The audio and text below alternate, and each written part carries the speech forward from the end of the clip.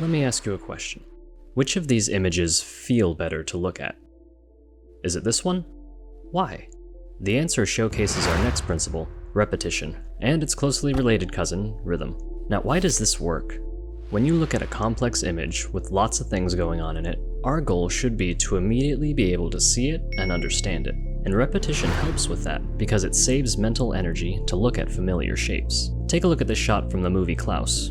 We have a building in the foreground that's much more detailed than anything else in the frame. Notice you can see the individual planks and wood grain. Those details catch our eyes. As the buildings go into the distance, we know it's the same type of building because of the repeating and familiar shapes, like these sharp rooftops.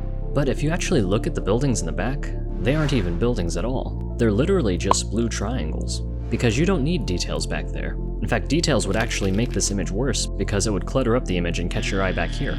It's not just for aesthetic purposes. Because of repetition, we can learn a lot about this setting just by a few simple shapes. The rhythm of the repetition, in this case an irregular rhythm, can tell a story too. How? Well, in this shot, the uneven terrain and uneven heights and chaotic repetition of the triangles gives me a sense that this town is disorderly, which if you've seen the movie, that's the case. So what happens later on in the story, and how can repetition and rhythm help to tell that story? Notice this shot later in the movie as the town becomes more functional. Look what happened to the buildings. There's still these repeating shapes, so it works efficiently, but the repetition becomes more orderly because the town has become more orderly.